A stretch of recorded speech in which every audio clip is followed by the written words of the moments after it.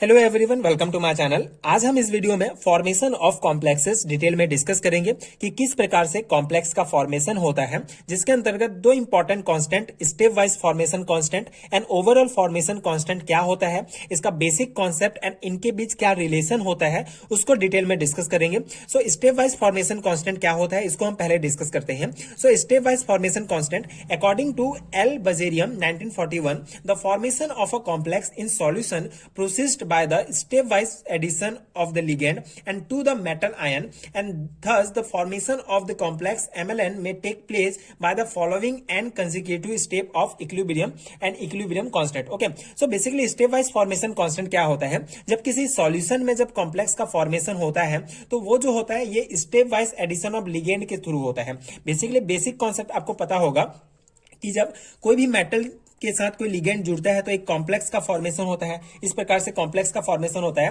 लेकिन जब किसी सॉल्यूशन में कॉम्प्लेक्स का फॉर्मेशन होता है तो स्टेप वाइज फॉर्मेशन के द्वारा होता है। मतलब ये जो हमारा एक मेटल है, इसमें एक लिगेंड जुड़ा, ठीक है, तो MlN जो है ये हमारा, Ml जो है ये हमारा एक कॉम्प्लेक्स बना। फिर उसके बाद सेकेंड जो लिगेंड होगा इस प्रोडक्ट के साथ जुड़ेगा एंड Ml2 बनेगा। ठीक है, तो इस प्रकार से नंबर ऑफ लिगेंड जो होते हैं जुड़ते जाते हैं, मतलब स्टेप वाइज, मतलब एक स्टेप के बाद दूसरा स्टेप में जो है एक और लिगेंड जुड़ेगा। स्टेप वाइज फॉर्मेशन के द्वारा जो है लिगेंड जुड़ते जाते हैं एंड कॉम्प्लेक्स का फॉर्मेशन होता है, उसी को स्टेप वाइज फॉर्मेशन कहा जाता है। ठीक है, इसका जो कांस्टेंट होता है ये K1 होता है। बेसिकली ये K1 जो है ये हमारा स्टेबिलिटी कांस्टेंट भी इसी को कहा जाता है, जो हमने पिछले वीडियो में डिटेल में डिस्कस किया है। सो स्टेबिलिटी कांस्टेंट क्या होता है, बेसिकली क्या है, ये हमारा कोई मेटल है, इसमें एक लिगेंड आके जुड़ा तो ये MLN जो है हमारा एक कॉम्प्लेक्स का फॉर्मेशन हुआ। ठीक है, तो यहाँ पे K1 जो है इसको इक्विलिब्रियम कांस्टेंट या स्टेबिलिटी कांस्टेंट कहा जाता है, जिसका जो फॉर्मूला होता है इसको आप इस प्रकार रिप्रेजेंट कर सकते हैं, K1 equal to concentration of final product upon concentration of reactant. Okay,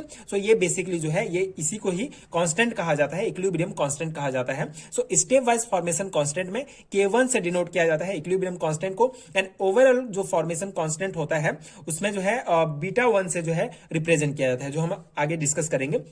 सो यहाँ पे आपको क्या समझना है कि स्टेप वाइज फॉर्मेशन कांस्टेंट क्या होता है। जब किसी मेटल से लिगेंड जुड़ता है तो एक प्रोडक्ट बनता है, फिर उसके बाद उसी प्रोडक्ट में जो है दूसरा लिगेंड आके जुड़ता है तो इस प्रकार से दूसरा प्रोडक्ट बनता है। तो इस प्रकार नंबर ऑफ लिगेंड्स जो होते हैं ये आके जुड़ते जाते हैं एंड फाइनल प्रोडक्ट हमारा बनता है। तो इस प्रकार से स्टेप वाइज एक एक स्टेप में एक एक लिगेंड आके मेटल से जुड़ते जाते हैं, तो जो प्रोडक्ट बनता है उसी को ही जो है स्टेप वाइज फॉर्मेशन कांस्टेंट कहा जाता है। एंड यहाँ पे जो कांस्टेंट होगा ये हमारा K होता है। ठीक है, जैसे यहाँ पे जो है ये जो हमारा ML2 बन गया। अब यहाँ पे जो है नेक्स्ट जुड़ेगा एक और लिगेंड आके जुड़ेगा तो ML3 प्लस लिगेंड हो जाएगा, जिसमें K3 जो हो जाएगा इसका इक्विलिब्रियम कांस्टेंट हो जाएगा। तो इस प्रकार से N जो है ये N क्या डिनोट करता है कि नंबर ऑफ लिगेंड्स। ठीक है, जितने भी नंबर ऑफ लिगेंड्स जो है आके जुड़ते जाएंगे एंड हमारा इस प्रकार से फाइनल प्रोडक्ट जो है बनेगा। ठीक है, तो ये स्टेप वाइज फॉर्मेशन कांस्टेंट होता है इसका Kn equal to MLN and MLN-1L। ये जो है हमारा ये Kn जो फॉर्मेशन कांस्टेंट है,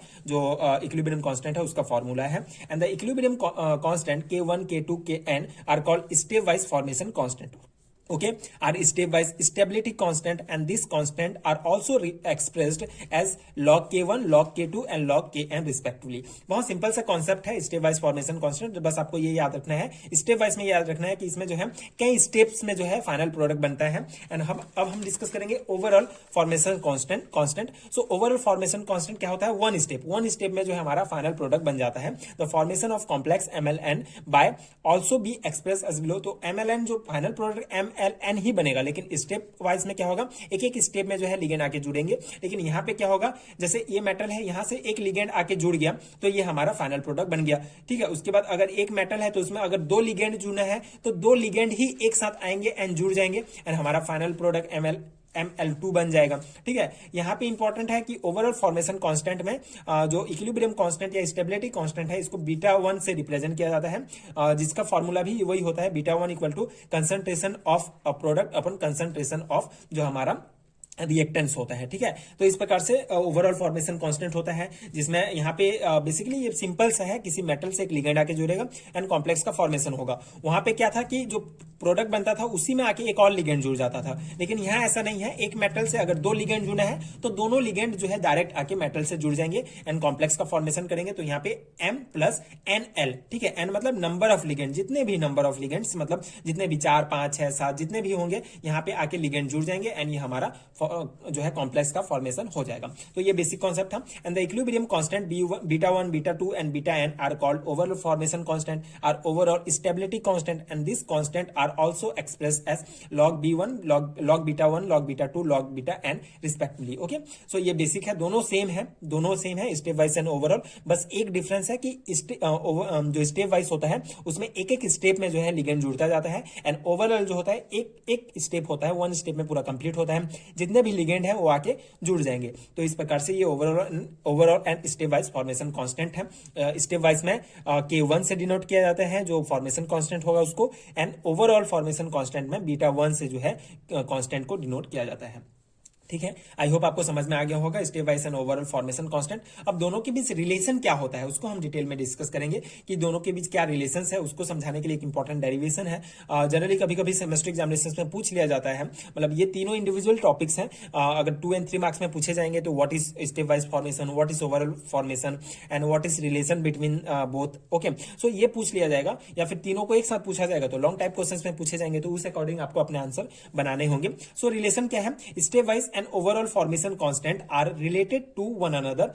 For example, let us consider the expressions for beta 3. ठीक है, यहाँ पे एग्जांपल हम लेते हैं बीटा 3। ठीक है, यहाँ पे आप देखेंगे, यहाँ पे हमारा बीटा 3 मतलब कि यहाँ पे जो मेटल्स है इसमें 3 लिगेंड जुड़ेंगे, तो 3 लिगेंड आके जुड़ेंगे तो ML3 जो है हमारा प्रोडक्ट बनेगा। तो वहां पे जो ओवरऑल फॉर्मेशन कांस्टेंट होगा ये बीटा 3 होगा। तो यहाँ पे हमने कंसिडर किया बीटा 3 इक्वल टू, उसका फॉर्मूला क्या है, concentration of final product upon concentration of reactants. Okay, so ये हमने कंसिडर किया। अब यहाँ पे मल्टीप्लाई करेंगे न्यूमिनेटर एंड डिनोमिनेटर में जो है हम ML2 को जो है इसको मल्टीप्लाई करेंगे। बेसिकली ये हमारा है, तो इसके ऊपर में भी एंड उसके नीचे में भी जो है हम ML concentration of M and concentration of ML2 दोनों को जो है गुणा करेंगे, मल्टीप्लाई करेंगे एंड रीअरेंज करेंगे, तो हमको इस प्रकार का पहले मिलेगा। ठीक है, ये बीटा 3 इक्वल टू, ये हमारा जो फॉर्मूला है उसमें हम इनटू कर रहे हैं ये न्यूमिनेटर में जो है ML2 एंड डिनोमिनेटर में भी हम इसी को ही मल्टीप्लाई करेंगे। तो अब इसके बाद क्या होगा, दोनों इसको इससे गुणा करेंगे, रीअरेंज करेंगे, तो इस प्रकार से हमारा जो है ये प्रोडक्ट आएगा। आप यहाँ पे देख सकते हैं, यहाँ पे क्या होगा ML। ठीक है, ये ML यहाँ पे हमने लिया और यहाँ पे क्या लिया MNL। ठीक है, तो यहाँ पे ये M आ जाएगा। अब यहाँ पे L जो है 3 है, मतलब यहाँ पे हम ये L जो होगा 3 हो जाएगा। ठीक है, मतलब L की घात 3 है, तो ये हमारा 3 प्रकार के L है। तो M ले लिया और इसका एक L ले लिया, तो ML अपॉन ML इनटू ये ML2 है, ML2 और ML2 में क्या हो जाएगा, फिर ये ML हो जाएगा और ये L हो जाएगा, एंड यहाँ पे ML3 क्या हो जाएगा, ML2 एंड ये L हो जाएगा। मतलब ये पूरा फॉर्मूला बन जाएगा। ठीक है, मतलब कि बीटा 1 बराबर ये K1 K2 के स्टेप वाइज में आप देखेंगे तो K1 बराबर ये होता है, K2 बराबर ये होता है, K3 बराबर ये होता है। तो इस प्रकार से बीटा 3 बराबर हमारा K1 K2 K3 हो जाएगा। मतलब beta n number of beta number of overall formation constant equal to K1 K2 and Kn। This is the equation number first, and इसको हम log B log K1 K2 इस प्रकार से भी represent करते हैं। तो ये इक्वेशन नंबर सेकंड हो जाएगा। बेसिकली हमारा इस इक्वेशन से क्या है कि equation number first, it is evident that the overall formation constant Bn is equal to the product of the step wise formation. Okay, so basically जो हमारा फॉर्मेशन कांस्टेंट होगा, ओवरऑल फॉर्मेशन कांस्टेंट होता है, ये बराबर होता है स्टेप वाइज फॉर्मेशन कांस्टेंट के प्रोडक्ट से। ओके, सो ये बेसिक है, दोनों के रिलेशंस में आपको ये पता चलता है कि ओवरऑल फॉर्मेशन कांस्टेंट जो है ये बराबर होता है स्टेप वाइज फॉर्मेशन कांस्टेंट के प्रोडक्ट्स के बराबर होता है। ठीक है, तो आई होप आपको समझ में आया होगा। बहुत ही सिंपल सा कॉन्सेप्ट है, बहुत इजी है। आप एक बार इसको खुद से जो है नोट्स बना सकते हैं इसका, एंड अगर आप ध्यान से समझेंगे तो और इजीली आपको समझ में आ जाएगा। एंड आई होप कि आपको समझ में आ भी गया होगा। बहुत सिंपल सा कॉन्सेप्ट है।